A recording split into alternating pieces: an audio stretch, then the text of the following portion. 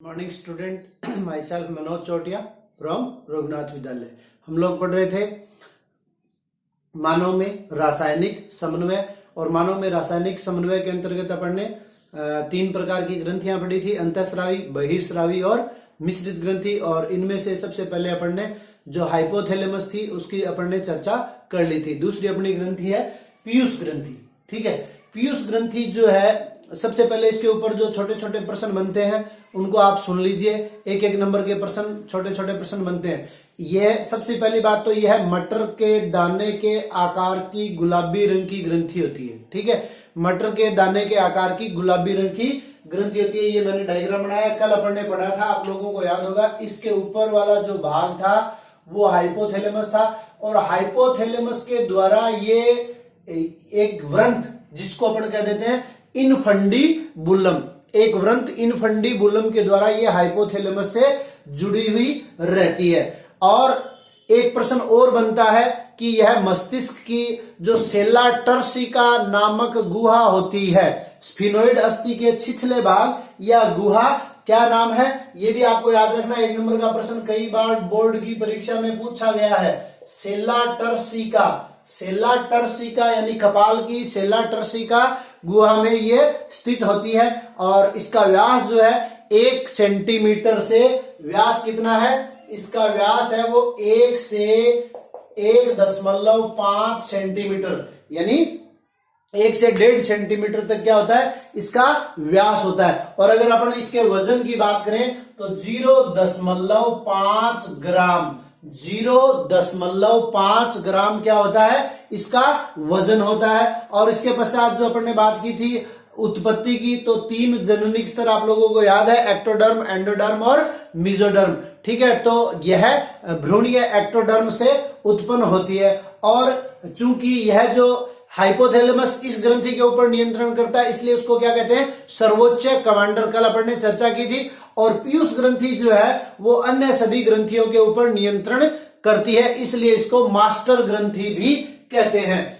इसको क्या कहते हैं? मास्टर ग्रंथि। और एक और महत्वपूर्ण प्रश्न जो बनता है पीयूष ग्रंथि के ऊपर, कि यह स्त्रियों में यानी महिलाओं में यह पुरुषों की अपेक्षा कुछ बड़े आकार की होती है। अगर महिला और पुरुष दोनों की तुलना की जाए तो महिलाओं में यह बड़े आकार की होती है, पुरुषों में यह छोटे आकार की। ये देख लीजिए संरचना, ये पीयूष ग्रंथि, और पीयूष ग्रंथि को हम 2 भागों में विभाजित कर सकते हैं। ये इसकी पश्चपाली है, ये इसकी अग्रपाली है। ठीक है, अग्रपाली को एडिनो हाइपोफाइसिस, अग्रपाली को क्या कहते हैं? एडिनो हाइपोफाइसिस, और पश्चपाली को न्यूरो हाइपोफाइसिस कहते हैं। यानी इसको 2 भागों में हम विभाजित कर सकते हैं, अग्रपाली और पश्चपाली। अग्रपाली साइंटिफिक नेम एडिनो हाइपोफाइसिस, और पश्चपाली को न्यूरो हाइपोफाइसिस कहते हैं। अग्रपाली जो है वो ग्रसनीय क्षेत्र, एक्टोडर्म के ग्रसनीय क्षेत्र से बहिर्वृद्धि के रूप में उत्पन्न होती है, और यह पीयूष ग्रंथि का लगभग 70% पार्ट बनाती है। एडिनो हाइपोफाइसिस या अग्रपाली को 3 भागों में विभाजित करते हैं, पार्स इंटरमीडिया, सबसे ऊपर ही ऊपर पार्स ट्यूबेरिलिस, उसके बाद में पार्स इंटरमीडिया, उसके बाद में पार्स डिस्टेलिस। ये अग्रपाली के भाग हैं। और पश्चपाली को 2 भागों में विभाजित करते हैं, पार्स नर्वोसा और पार्स इम्यूनिसेंस। अब देखिए, पार्स ट्यूबेरिलिस जो है वो अग्रपाली या एडिनो हाइपोफाइसिस के द्वारा कुल 6 हार्मोनों का स्राव किया जाता है। पश्चपाली या न्यूरो हाइपोफाइसिस के द्वारा 2 हार्मोनों का स्राव किया जाता है, एडीएच, एंटी डायूरेटिक हार्मोन, और वेसोप्रेसिन, एंटी डायूरेटिक हार्मोन और वेसोप्रेसिन और ऑक्सीटोसिन। तो ये एक एक नंबर के प्रश्न है। पीयूष ग्रंथि के पश्च भाग के द्वारा कौन से हार्मोनों का स्राव किया जाता है? तो ऑक्सीटोसिन और एडीएच या वेसोप्रेसिन, एडीएच। अब देखिए, ये हार्मोनों के नाम मैंने शॉर्ट में लिखे हैं, तो ये भी प्रत्येक शॉर्ट हार्मोन जो है वो 1 नंबर का प्रश्न बनता है, अर्थात इनकी फुल फॉर्म भी अपने से पूछी जा सकती है। एडिनो हाइपोफाइसिस या अग्रपाली के द्वारा कुल 6 हार्मोनों का स्राव किया जाता है। पार्स ट्यूबेरिलिस जो भाग है अग्रपाली का, उसके द्वारा कोई हार्मोन स्रावित नहीं होता। पार्स इंटरमीडिया है, उसके द्वारा MSH यानी melanocyte stimulating hormone, melanocyte stimulating hormone क्या करता है, नाम से स्पष्ट आपको मैंने पहले भी बताया हुआ है कि अपनी त्वचा में कौन सा वर्णक पाया जाता है, अपनी त्वचा में मेलेनिन नामक वर्णक पाया जाता है। तो यह ग्रंथि क्या करती है, मेलेनिन जो वर्णक है उसको मजबूत बनाती है, या यूं कह दें कि रंगा कोशिकाओं में मेलेनिन के कणों को फैलाकर रंगों को गहरा करने का काम करती है। तो मनुष्य की त्वचा के ऊपर जो तिल और चकत्ते वगैरह जो पाए जाते हैं वो इसी के कारण पाए जाते हैं, पार्स इंटरमीडिया के द्वारा मेलेनोसाइट स्टिमुलेटिंग हार्मोन, ये इसकी फुल फॉर्म भी होगी मेलेनोसाइट स्टिमुलेटिंग हार्मोन। केवल मात्र एक हार्मोन पार्स इंटरमीडिया के द्वारा स्रावित होता है, पार्स ट्यूबेरिलिसिस के द्वारा किसी भी प्रकार के हार्मोन का स्राव नहीं होता है।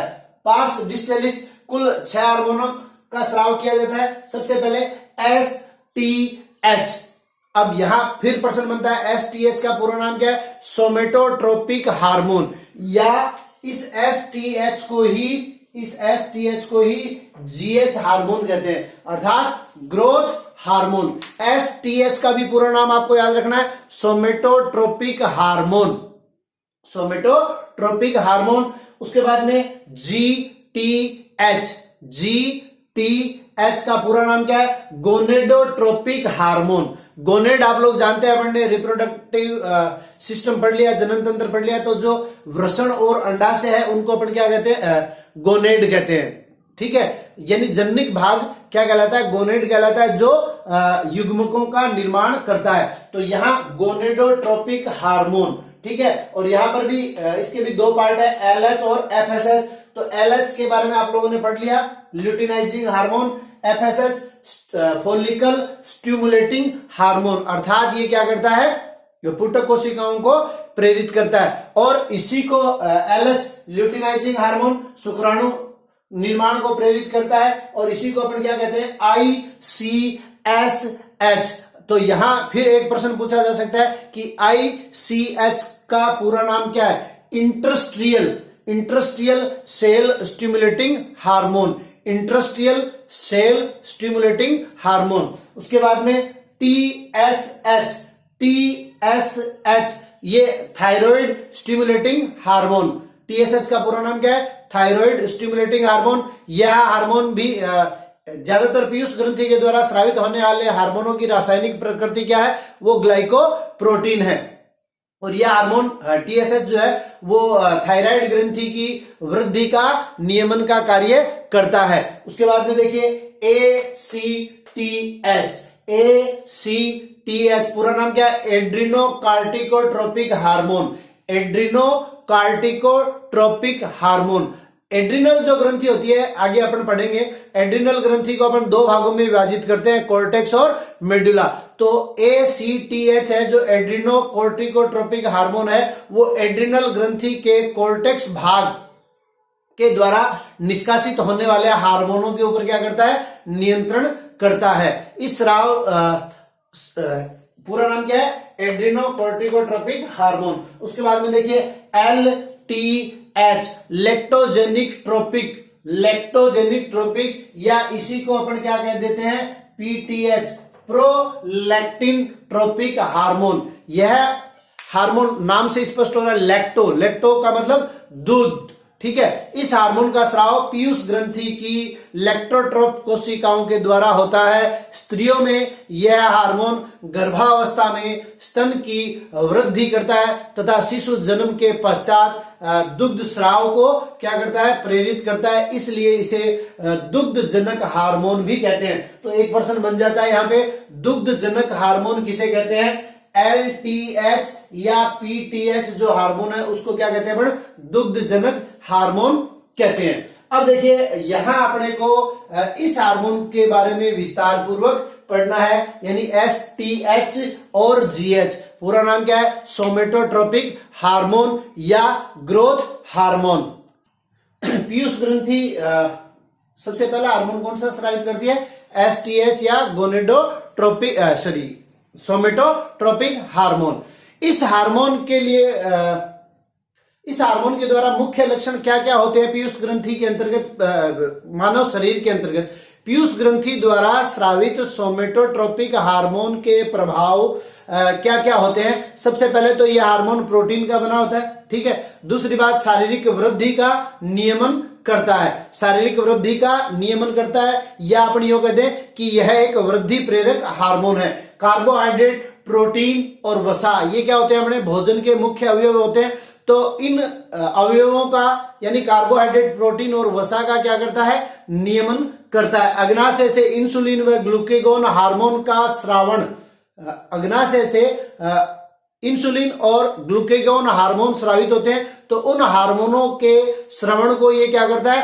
प्रेरित करता है। यूरिया उत्सर्जन व मूत्र निष्कासन में भी वृद्धि करता है। मानव क्या है? एक यूरियोटेलिक प्राणी है, अर्थात मूत्र के रूप में वो यूरिया का उत्सर्जन करता है। तो यूरिया और मूत्र के उत्सर्जन में भी ये हार्मोन क्या करता है? वृद्धि करता है। कोशिका विभाजन को प्रेरित करता है। अस्थियों व पेशियों की वृद्धि को प्रेरित करता है। यकृत में ग्लूकोनियोजेनेसिस अर्थात वसा से एमिनो अम्ल और ग्लूकोज के निर्माण को, और ग्लूकोजेनेसिस यानी ग्लूकोज से ग्लाइकोजन के निर्माण को भी ये क्या करता है? प्रेरित करता है। उत्तक क्षय को रोकता है, जो उत्तक क्षय होते हैं उसे रोकता है। और प्रोटीन के विघटन को बाधित करता है, अर्थात प्रोटीन विघटित न हो। उत्तक क्षय को रोकता है, प्रोटीन के विघटन को रोकता है।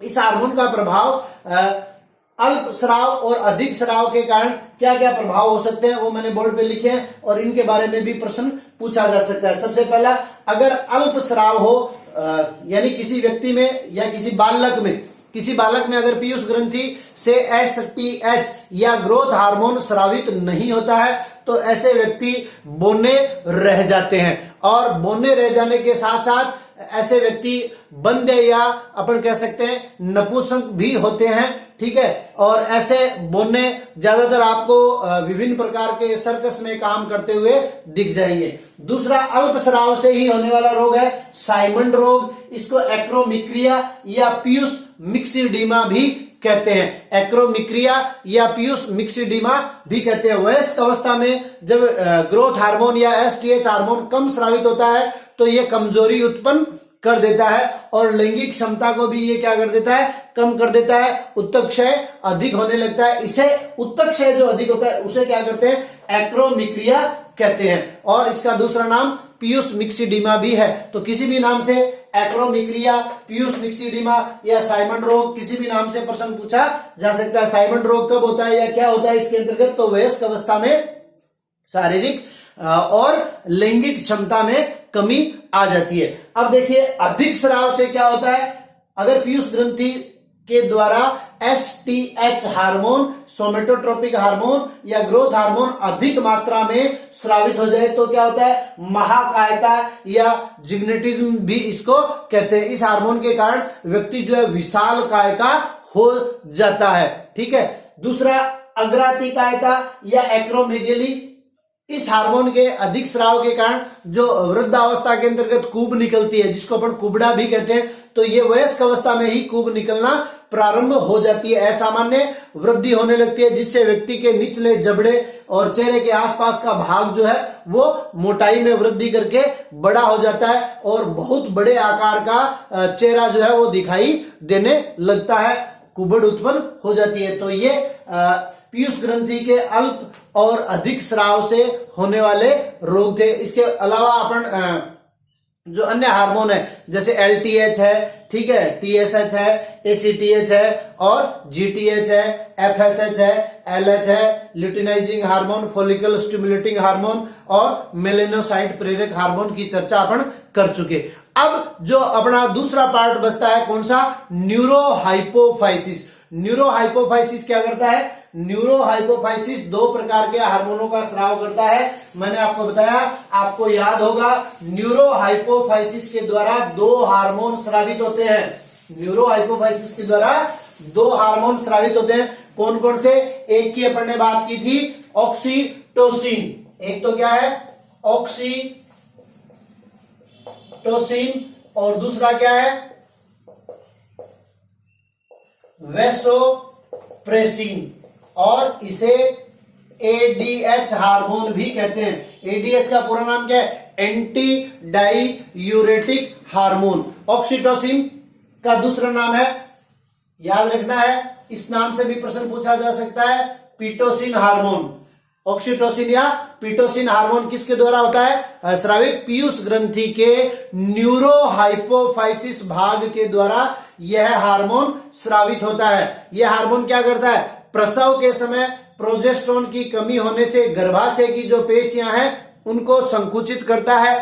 प्रसव पीड़ा को प्रारंभ करके शिशु जन्म में सहायता करता है। स्तन ग्रंथियों से दुग्ध स्रवण को प्रेरित करता है। मैथुन के समय गर्भाशय की जो पेशियां हैं उनको गर्भाशय की जो अरेखित पेशियां हैं उनको संकुचित करने का काम करता है, जिससे शुक्राणु तीव्र गति करते हुए और अंडाशय या अंडाणु तक पहुंच जाए। ठीक है, और शिशु को गर्भाशय से निकलने में सहायता करता है। ये इतने सारे कार्य किसके हैं? ऑक्सीटोसिन के। उसके बाद में वेसोप्रेसिन या एडीएच हार्मोन, पूरा नाम क्या है? Anti diuretic hormone. ये जो नेफ्रॉन होता है, अपन उत्सर्जन तंत्र वाले चैप्टर में पढ़ेंगे। नेफ्रॉन की जो नलिकाएं होती है उनमें जल के पुनरावशोषण, किसको?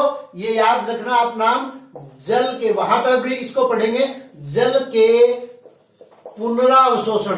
पुनरावशोषण इसलिए कि एक बार अवशोषण की क्रिया जो है वो आहार नाल में संपन्न हो जाती है और दोबारा अवशोषण की जो क्रिया है वो नेफ्रॉन के अंतर्गत होती है। नेफ्रॉन क्या है? उत्सर्जन तंत्र की संरचनात्मक एवं क्रियात्मक इकाई है। तो वहां पे ये जल के पुनरावशोषण को प्रेरित करता है। अधिक मात्रा में स्रावित होने पर, एडीएच के अधिक मात्रा में स्रावित होने पर मूत्र अधिक गाढ़ा हो जाता है और मूत्र की मात्रा कम हो जाती है। और इसी प्रकार कम स्रावित होने पर क्या होता है? मूत्रता बढ़ जाती है और एक रोग जिसको अपन कहते हैं डायबिटीज